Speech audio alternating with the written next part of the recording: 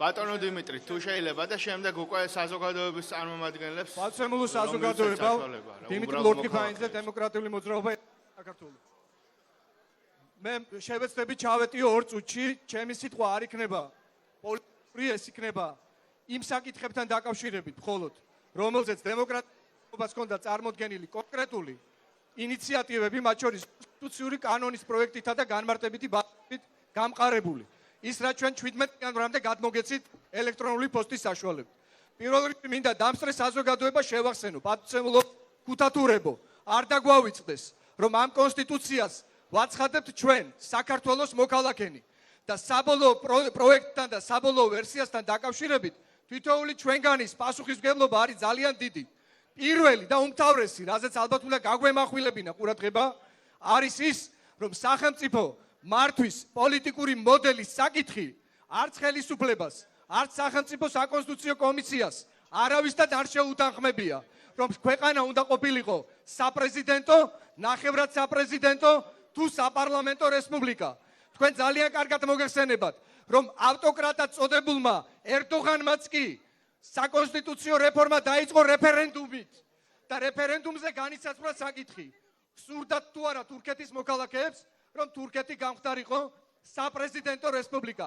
ჩვენთან მიუხედავად იმისა, რომ პირდებოდნენ, რომ თეთრი ფურცლიდან დავიწყებდით, ყველაფერი განისაზღვრა ისე, რომ საპარლამენტო რესპუბლიკა აპრიორი მიჩნეული იქნა როგორც საზოგადოების, ხალხის, ჩვენი სრულიად ქართული საზოგადოების უკვე მიღებულ გადაწყვეტილებად. რაც დამეთანხმებით, რომ დიდი მადლობა.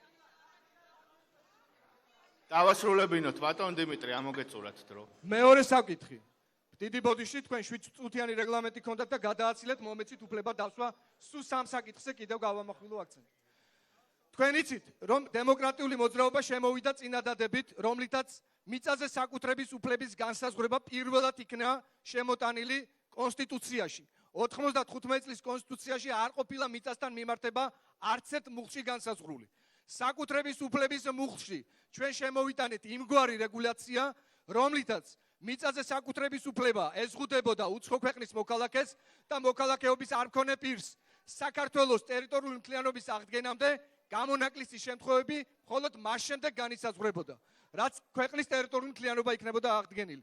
თქვენ ძალიან კარგად მოგეხსენებათ, რომ მამული ენას არწმუნება როგორც მარადიული ღირებულებები უნდა ყოფილიყო სწორედ ასახული საქართველოს კონსტიტუციაში.